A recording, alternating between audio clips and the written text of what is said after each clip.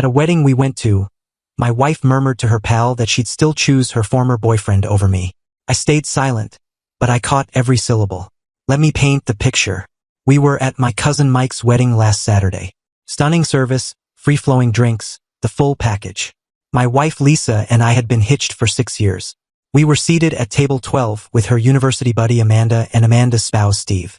Lisa figured she was whispering softly when she bent toward Amanda during the father-daughter dance. Man, seeing this stirs up thoughts of what might have been. Lisa breathed. If I had a redo, I'd still select Marcus instead of him. Marcus, her old flame from college, the man she was with for 3 years before we started dating. I was right there, perhaps 2 feet away, but she assumed the tunes were blasting enough to mask her words. They weren't. I maintained a blank expression and downed my beverage. Didn't respond, didn't challenge her, just stored that detail and continued grinning. The remainder of the wedding proceeded as usual. We grooved on the floor, we sipped cocktails, we chatted lightly with other attendees. Lisa behaved as if nothing occurred, chuckled at my quips, clasped my hand amid the toasts, portrayed the ideal spouse. But I couldn't shake her remark from my mind. Sunday morning over breakfast brew, I chose to probe a bit. Fantastic event yesterday. I mentioned offhandedly. Got me reminiscing about our own big day. Lisa grinned. Yep, it was lovely, though I'd argue ours topped it. Truly? No second thoughts about the outcome? She eyed me oddly. Second thoughts? Such as? I don't know. Alternate paths, different partners. Lisa extended her arm across the table and gripped my hand. Absolutely not. I wed precisely the person I was meant to wed. The falsehood slipped out effortlessly. She stared straight into my eyes and deceived without a flicker. That revealed all I needed about our position. In the following weeks, I began observing Lisa's actions more closely. Minor details I'd ignored previously now appeared meaningful. How she often drifted off during our conversations. How she'd grown guarded with her phone. How she'd begun referencing Amanda frequently, needing to connect with her longtime companion. 3 weeks post-wedding, Lisa declared Amanda was dropping by for one of their ladies' evenings. Fun times, I replied. I'll clear out. No need to vanish. It's just wine and chatter for us. Nope, you ladies deserve space. I'll tinker with projects in the garage. That night, I deliberately arranged my computer in the garage workspace, which adjoins our kitchen via a thin wall. The prior homeowner had skimped on building quality, and noises traveled readily between the areas. I'd noticed this ages ago when the next-door neighbor's pup disrupted my sleep. Amanda showed up around 8 with bottles of vino. They kicked off in the kitchen discussing jobs and shared acquaintances. Standard topics.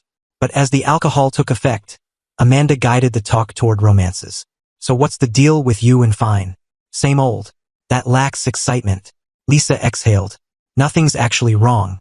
David's a solid husband. He's dependable. He treats me kindly. He's reliable. But occasionally I question if reliable suffices. Like at Mike's wedding, observing him and Sarah, they seemed so fired up about each other. When's the last time David and I experienced that? Wedded life evolves, Lisa. The fire doesn't endure eternally. I realize. But what if it was absent from the start? Amanda paused. Explain? What if I tied the knot with David for incorrect motives? What if I picked him because he was secure, not because I couldn't picture existence without him? Are you pondering another guy? Extended silence. At times I reflect on Marcus, on what could have transpired if his folks hadn't meddled. Lisa, that ended over a decade ago. I get it. But Marcus and I shared something genuine, something fierce. With David, it's always seemed more like a collaboration than a romance tale. They shifted to the living room afterward, and I lost the specifics, but I'd absorbed plenty. The wedding murmur wasn't merely a fleeting memory. It was her true sentiment about our union. Amanda departed around 11. When Lisa slipped into bed, she was extra loving than typical. Likely a remorseful mindset. The following dawn, I rang my attorney, Tom Bradley. We'd collaborated on company agreements, and I relied on his directness. Tom, I need info on separation steps in theory. Nothing's theoretical when consulting your attorney on separation. What's going on? My wife isn't content in the union. She's not unfaithful, but she's mentally disengaged, still hung up on her ex. Any proof? She confessed it to a friend. I eavesdropped on the exchange. That's complex. Eavesdrop talks can be problematic in court, particularly if you were intentionally listening in. What if she confessed it straight to me? That would be far more robust. But David, are you certain you want to dissolve the marriage? Have you thought about therapy? I can't repair a union with someone who regrets not marrying another. Valid point. If you proceed, I'd suggest attempting to draw her honesty about her emotions first. If she acknowledges wanting out, we can pursue a friendly no-fault split. If she resists, it turns ugly. Over the subsequent month, I offered Lisa numerous chances to come clean. I proposed couples therapy. I inquired if she was fulfilled. I recommended a loving getaway weekend. Each instance, she sidestepped or provided shallow comforts. Meanwhile, I quietly readied for separation, compiled our monetary papers, switched my paycheck to an individual account, duplicated key files. If Lisa insisted on feigning normalcy, I'd be prepared when the pretense shattered. The shatter occurred in early November. Lisa noted Amanda was hosting folks for supper. She asked us both. Lisa said, "Just a relaxed gathering with a few pairs. Count me in." What I was unaware of was that Amanda had become uneasy with Lisa's admissions. Seemingly, their ladies' nights had turned into Lisa's venting sessions, and Amanda was weary of being the sole confidant on Lisa's marital misery. Steve shared this with me afterward. Amanda had been complaining to him about feeling trapped in the drama. She appreciated me, viewed me as a decent fellow, and felt bad knowing Lisa was basically sustaining a deception. When Lisa began discussing contacting Marcus via social platforms, Amanda resolved action was necessary. The supper gathering was Amanda's effort at a wake-up call. She'd invited 2 additional couples we'd mingled with previously, figuring a group environment might prompt Lisa to open up about her emotions. We pulled up Friday evening to find 6 others already present. Amanda had prepared her signature lasagna and Steve was crafting cocktails. Typical supper party vibe. But midway through the food, Amanda began directing the discussion toward wedlock and truthfulness. "Steve and I were chatting about this," she stated. "How do you cope when your partner isn't fully open about their emotions?" The other pairs offered their views. Most concurred that minor fibs were commonplace, but major problems demanded open dialogue. "How about you, Lisa?" Amanda queried pointedly. "Do you believe partners should reveal their uncertainties about the union?" Lisa fidgeted. "I think there's a distinction between voicing worries and unloading every dark idea on your spouse. But what if those ideas concern the core bond?" "Amanda, what's your angle?" Amanda inhaled deeply. "My angle is that you've dedicated the past 2 months informing me you're dissatisfied in your marriage and regret your selections. And I believe David merits knowing that." The table fell hushed. Everyone sensed an explosion brewing. Lisa's complexion drained. "Amanda, halt. I'm apologetic, but I can't continue acting like all's well when you've repeatedly stated you believe you wed the incorrect individual. You're twisting things." "Am I? Because 3 weeks back you mentioned considering messaging Marcus on Facebook. Last week you said you were mulling over single life again." Lisa scanned the table at all the gawking expressions, then returned to Amanda. "I can't fathom you're pulling this. I'm pulling this because David is my friend as well, and he doesn't deserve deception." I watched Lisa begin to fret.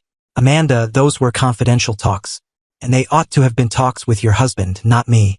Steve attempted to interject. "Amanda, perhaps this merits private discussion." "No," Amanda declared. "Lisa's had months to be upfront with David. She's opted against it, so I'm opting for honesty now." Amanda gazed straight at me. "David, Lisa has been sharing for weeks that she views marrying you as an error.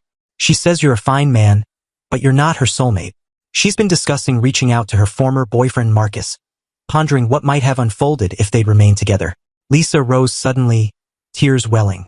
"Cease. Just cease." "I won't cease because this isn't just to anyone. David merits the facts, and you merit ending the pretense."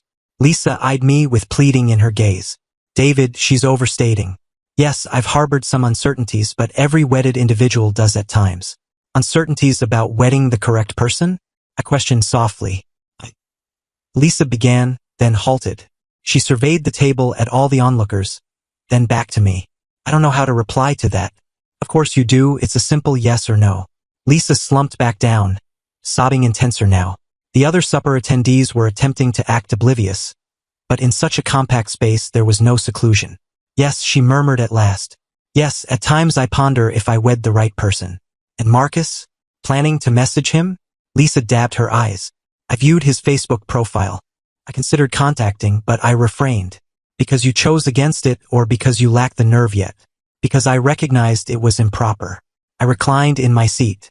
"But you still desired to?" "Yes." The room was utterly quiet. Even Amanda appeared to regret her wake-up call now that it was unfolding. Lisa, I stated measuredly. I value your honesty, at long last, but I can't remain wed to someone who regrets not wedding another. David, hold on. Just because I have uncertainties doesn't imply, it implies precisely that. You believe you wed the wrong individual. You're still enamored with your ex. You've been deceiving me about your emotions for months, perhaps years. Lisa was weeping consistently now. I do care for you, but not the way you cared for him. She didn't respond. She didn't have to. I rose. I suggest we head home and sort this out. Lisa nodded, still weeping. We exchanged clumsy farewells with the other attendees and drove home in total muteness. Upon arriving at the house, Lisa headed directly to the living room and huddled on the sofa. I fixed myself a drink and settled opposite her. How long have these feelings lingered? I inquired.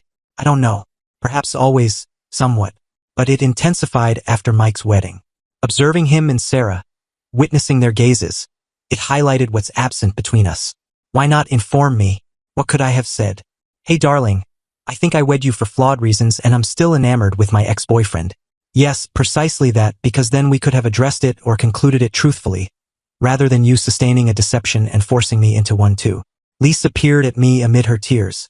Would you have desired to address it if I'd admitted feelings for Marcus? I pondered truthfully. I don't know. Perhaps. But I would have craved the opportunity to attempt instead of discovering this manner. I'm regretful. I know that means nothing. But I am regretful. What do you wish to do now? Lisa was silent for an eternity. I don't believe recovery's possible. You'll never trust me anew. And frankly, I don't know if I can cease the what-ifs. So we separate. The next day, Lisa packed a suitcase and stayed with her sibling while we sorted the details. I phoned Tom and informed him we were set to advance with separation proceedings. What shifted? He queried. She at last revealed the truth. How severe? She's been sustaining a deception for 6 years, still enamored with her ex, views me as an error, has been contemplating contacting him. Rough. At least she was upfront about it. That should simplify the separation. It did. Lisa didn't challenge anything. We divided possessions 50-50, sold the home and submitted no-fault separation. The entire procedure lasted 4 months. I learned via shared friends that Lisa did contact Marcus after our separation finalized. Evidently, he was wed with children and held no desire to revive their university romance. Lisa relocated to another town and began anew. Amanda and Steve asked me to supper a few months after all was resolved. Amanda expressed regret for her approach. I should have spoken to Lisa alone initially, she said. The supper party was overly theatrical. Perhaps, I replied, but it succeeded. I obtained the facts even if unattractive. Are you upset with me? No, you were correct. I merited knowing. Lisa never would have disclosed on her own. Steve lifted his glass. To chaotic friends who speak truth when it counts. To progressing, I responded. 6 months on, I encountered Jennifer at a professional seminar. She was freshly separated too, with 2 children and zero desire to fake her identity. We proceeded gradually, but from the initial dialogue, I sensed the contrast. She regarded me the way Lisa had regarded Marcus in her recollections. The way someone regards you when you're their top pick, not their fallback.